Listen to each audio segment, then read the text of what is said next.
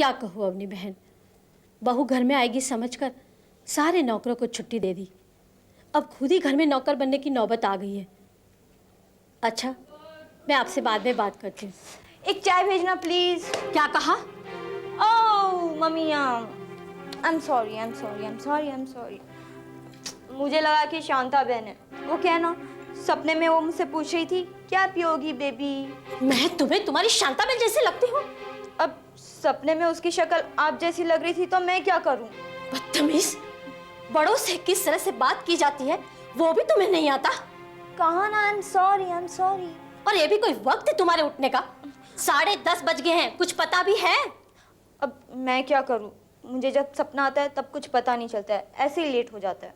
बस अब सपनों की दुनिया से बाहर निकलो और धरती पर अपनी टांगे टिकाओ। बहुत हो चुका तुम्हारा नाटक। चलो ये तरकारी काट लो, तब तक मैं घर के दूसरे काम निपटा लूं। बट मुझे नहीं आता है ये तरकारी काटना, इससे हाथ गंदे हो जाते हैं। अरे मेरा तो भाग्य बिगड़ गया है तुम्हें घर पर लाकर। तरकारी भी काटनी नहीं आती है तुम्हें, तो अपने घर पे क्यों नहीं चली जाती हो तुम? क्या हुआ माँ? देखो ना पराग, मम्मी मुझे ये तरकारी काटने के लिए कह रही है। इसमें गलत क्या कह रही है माँ प्रिया? ये तो बहुत आसान है। अच्छा, तुम लोग जॉगिंग करते हो ना, एक काम करो, ये 1 किलो तरकारी तुम यहाँ बैठकर काटा करो। हाँ बाय। प्रिया कहाँ जा रही हो तुम? बाजार फूड प्रोसेसर खरीदने। हाँ बाय। तो समझा को नहीं बहन, माँ की सोचो तो कि ऊँटने पहाड़ के नीचे लाऊंगा। कैसे? पहले तो माँ प्रिया ने आपने बनाऊंगा, फिर जैसे जैसे प्रिया और पराग को दिल मिल जाओगा ना, फिर धीरे धीरे परेशान करूंगा प्रिया ने। इतना परेशान कर दूंगा कि धीरे धीरे बात बढ़ेगी और बढ़ के बात घर से निकालने की हो जाएगी। तब जाकर यह जितेंद्र भिमानी नाम को ऊंट पहाड़ के नीचे आओगे। पर तो बात ही उल्टी हो गई है। क्या बताऊं मैं तना बहन, इतनी मुंहचड़ी लड़की है कि मैं तने क्या बताऊं। वो पराग और प्रिया तो परेशान हो गया। अच्छा, एक ही बात की जीत लेकर बैठा, बस उन्हें मायके भेज दो। बस अब मैं क्या करूं? जितेंद्र भिमानी की सबसे लाडली बेटी है, मुंह चढ़ी तो होगी। अगर पुष्पा भाभी चाहती है तो भेज दो ना उसे मैके। अरे लाख को सुधो के 12,000 में कराना क्या? बहुत बड़ा नुकसान हो जाएगा अपना। मैं समझा कुनी बहन, देख प्रिया और पराग का दिल कुनी मिलाना, तो मायके जाने के बाद प्रिया आंसू नहीं बहाएगी और बेटी के आंख से आंसू नहीं बहा तो जितेंद्र भिमानी के काळजे से खून भी कुनी बहेगा। उस लड़की से मुझे कोई दुश्मनी नहीं है। अगर वो रोएगी तो मुझे कोई खुशी नहीं मिलेगी, और अगर वो रोएगी तो हमारा पराग भी तो रोएगा।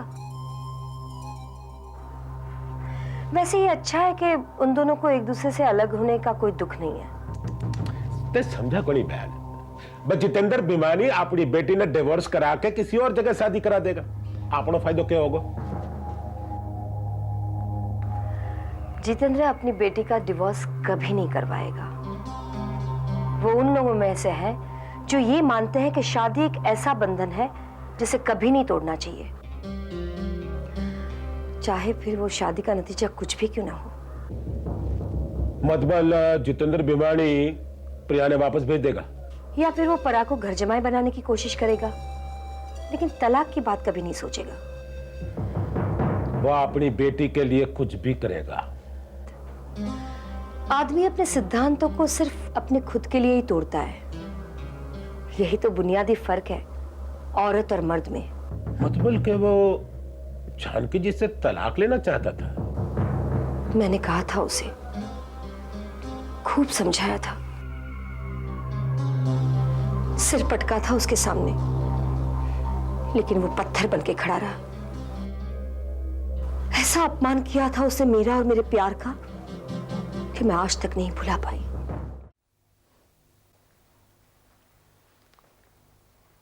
आपने बुलाया मुझे?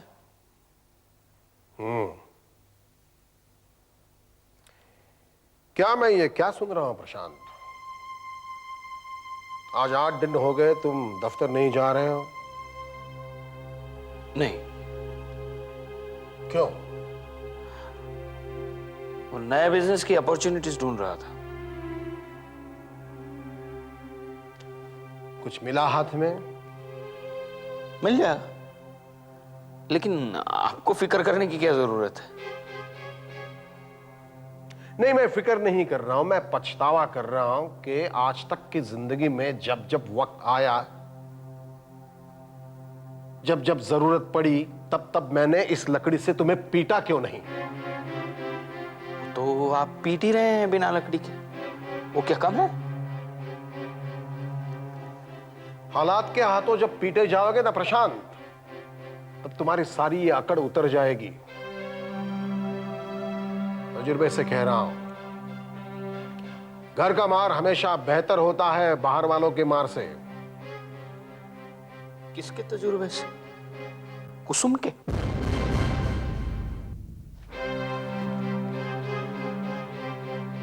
प्रशांत, अपनी जबान को चाबुक मत बनने दो। तुम्हारा बाप हूं मैं,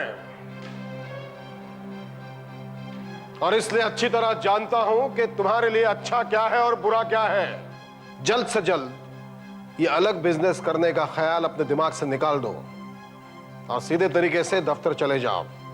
वहां जाना शुरू करो, रितेश की मदद करो, उसमें ही तुम्हारा फायदा है, रितेश का फायदा है और पूरे परिवार का फायदा है।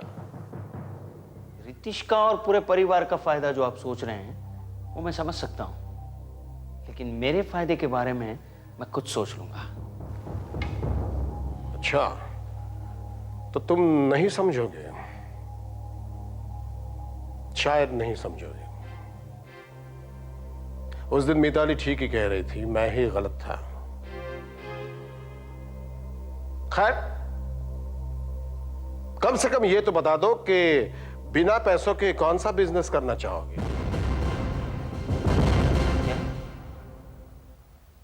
अब मुझे पैसे नहीं देंगे? ये सारी जायदाद, सारा पैसा ये मेरा कमाया हुआ है, कहीं बाप दादों का नहीं है जिस पर तुम अपना हक बता सको। तो ये जो सारी कमाई है वो आपकी है या? बोलो बोलो बोलो ना, जितना और जो जहर उगलना चाहते हो उगल दो। कि जो कुछ कह रहा हूं मैं वो किसके तजुर्बे से कह रहा हूं, यही सुनना और जानना चाहते हो ना? अब तो पूरी कहानी सुनो प्रशांत, पूरी कहानी सुनो।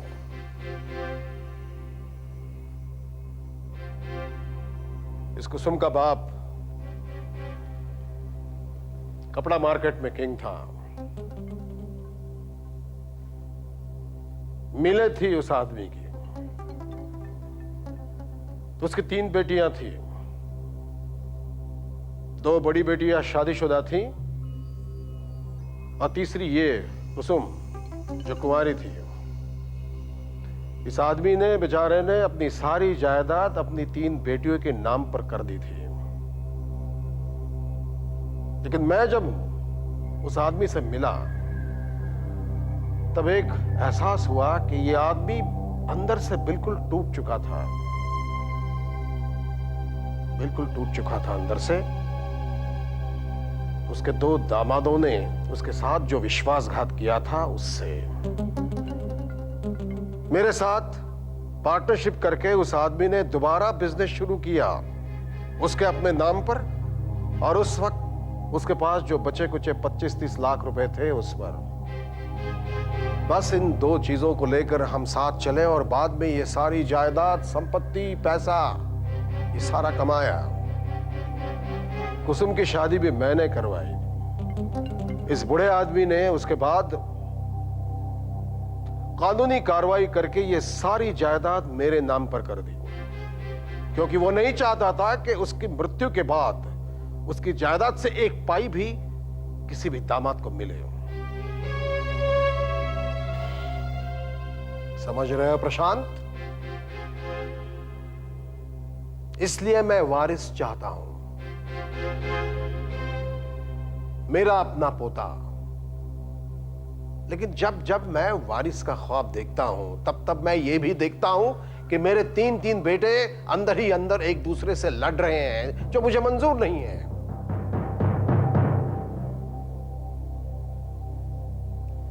जरा सोचो, कहीं ऐसा ना हो कि तीन तीन बेटे होने के बावजूद भी मैं किसी और को वारिस चुन लूं। कई बातें कहने की नहीं होती, कहने से उसकी गरिमा खत्म हो जाती है। मगर कई बात ऐसी होती है माँ, जिसे अगर बार बार न सुनो तो उस पर से यकीन उठ जाता है, खासकर मेरी हालत में। दिल की बातें कहने की तुम्हारे पापा को आदत नहीं है निरन। जज्बातों की नुमाइश को वो कमजोरी समझते हैं। मगर हमें तुम्हारी जरूरत है बेटा,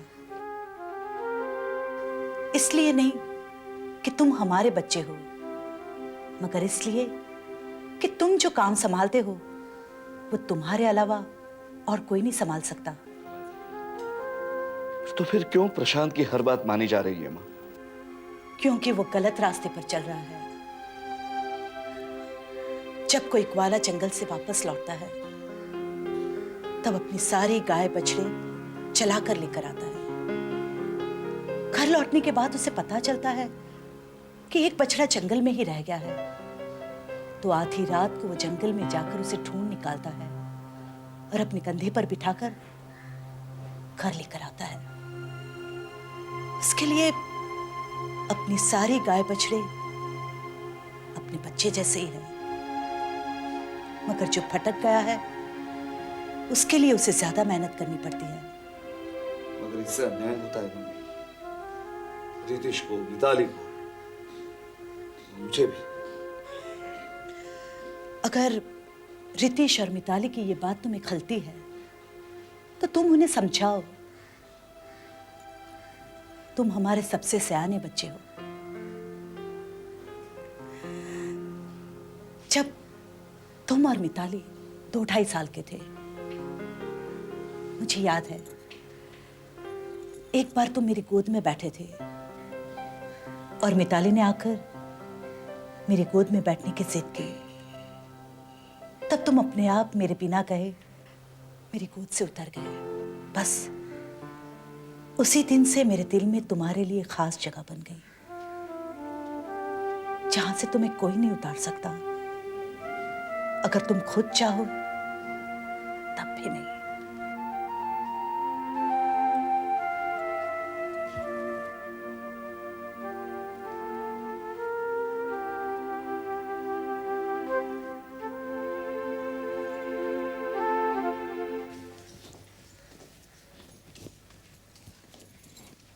मुझे पराग ने भेजा, कहा कि जाकर मम्मी की मदद करो। और तुम आ गई? अपनी मम्मी को फोन करके ये नहीं पूछा कि मैं मदद करूं कि नहीं? पूछा तो था, मगर उन्होंने कहा कि मदद तो करनी ही पड़ेगी। शुक्र है उन्होंने ये नहीं कहा कि मैं बावर्ची भेज रही हूँ। मैंने तो कहा था, मगर उन्होंने मना कर दिया। और वैसे भी अगर बावर्ची आ जाता तो इसमें हर्जी क्या है? हाँ, आपको भी आराम, मुझे भी आराम। मुझे आराम की कोई जरूरत नहीं है। हाँ, तुम जवान हो, तुम्हें आराम जरूर करना चाहिए। मतलब मेरा सर। काम की न काज की, खाली पेट अनाज की। एक तिली नहीं तोड़ती हो तुम घर में और अपने आप को दुनिया भर की रानी समझती हो। अब इसमें दुनिया को बीच में लाने की क्या जरूरत थी? हाँ, आप ही ने कहा था ना कि घर की रानी बनाकर रखूंगी। देखो, इस घर में मैं जितना राज करती हूँ उससे ज्यादा राज करने की कोशिश मत करना। चलो अब तुम मेरी मदद करो। 12 महीने मेहंदी लगाकर पड़ी रहोगी ना तो भूखों मरना पड़ेगा, समझी? मुझे खाना पकाना नहीं आता। और तुम्हें आता भी क्या है जबान चलाने के अलावा? आप इतना गुस्सा क्यों करती हो मुझे? हाँ, मुझे और भी बहुत सारे काम आते हैं, मैं अनपढ़ नहीं हूँ। किसी दिन मैं घर में नहीं रही तब क्या करोगी? खुद क्या खाओगी और पराग को क्या खिलाओगी? मैं होटल से खाना मंगवाऊंगी। वैसे भी 2 5 स्टार होटल में हमारी पार्टनरशिप है। और आपने हमें हनीमून में जाने ही कहाँ दिया। अगर आप जाओगी तो हमें अकेले रहने का मौका तो मिलेगा। बाहर चली जाओ, इसी वक्त तुम रसोई घर से बाहर चली जाओ, इससे पहले कि मैं कुछ कर बैठूं। ठीक है, अगर आपको मेरी मदद की जरूरत नहीं है तो मैं जा रही हूँ। वैसे भी मुझे बहुत भूख लगी है, आप खाना जल्दी पहुंचाएगा।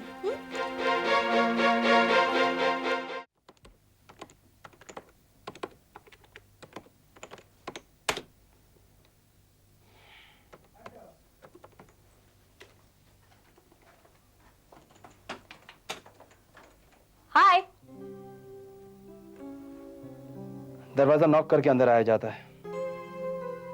Excuse me. जी हाँ, ये मेरा ऑफिस है, रेस्टोरेंट नहीं है। और हाँ, मैंने आपको प्रेजेंटेशन देखा। आई एम सॉरी टू से but I am not very impressed. मैंने इवैल्यूएशन के लिए आगे भेज दिया है, एक आधे हफ्ते में रिपोर्ट आ जाएगी मेरे पास। आज तुम कुछ बदले बदले से लग रहे हो। प्रोफेशनली बात नहीं कर सकती क्या तुम? ओके, अगर तुम चाहो तो मैं दूसरा प्रेजेंटेशन बना सकती हूँ। That's if you wish. If you wish madam. वैसे ये बिजनेस तो आप ही की कंपनी को मिलने वाला है, लेकिन हाँ, मैंने एक दो और एजेंसी से प्रेजेंटेशन मंगवाए हैं। Anything else? यस, मैं तुमसे एक सवाल पूछना चाहती हूँ रितेश। पूछो। उस दिन जो तुमने मेरे साथ डिनर किया था, उसका बिल किस तरह से वसूल करना चाहते थे तुम? देखो श्रेया, इस वक्त मैं किसी भी तरह के मजाक के मूड में नहीं हूं। मैं मजाक नहीं कर रही हूँ Ritesh. I just want an answer from you. किस तरह से वो बिल वसूल करना चाहते थे तुम? मेरे साथ नाजायज संबंध रखकर? Shut up Shreya. तो फिर मेरे और फाल्गुन के रिश्ते के बारे में जानने के बाद तुम्हें इतना बुरा क्यों लग रहा है? Why? मुझे कुछ बुरा नहीं लग रहा है श्रेया। मैं तो सिर्फ दोस्ती और बिजनेस को अलग रखना चाहता हूं,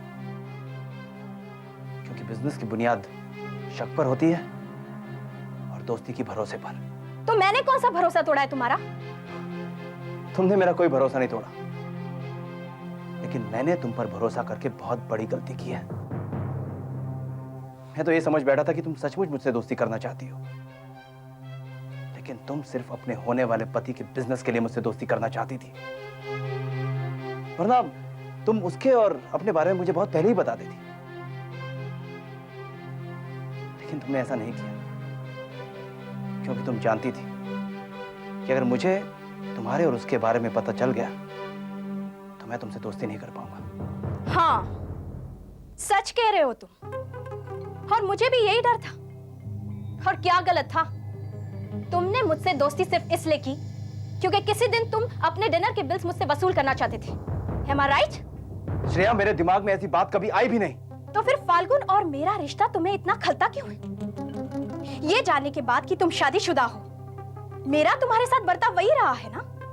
फिर तुमने ये कैसे सोच लिया कि अपना काम निकलवाने के लिए मैं दोस्ती का दिखावा कर रही हूँ? ये कैसे मान लिया तुमने कि तुम्हारे कंपनी में एक अकाउंट पाने के लिए मैं इस हद तक गिर सकती हूँ? देखो श्रेया, ऐसी बात नहीं है। रहने दो रितेश। अब मैं समझी। 2 साल मुझे कॉलेज में देखने के बाद भी तुम मुझे क्यों नहीं पहचान पाए? क्योंकि तुमने मुझे कभी देखा ही नहीं रितेश। सिर्फ अपना शिकार देखते रहे तुम। But let me remind you, मैं तुम्हारी दोस्त बन सकती हूं, लेकिन तुम्हारा निवाला नहीं।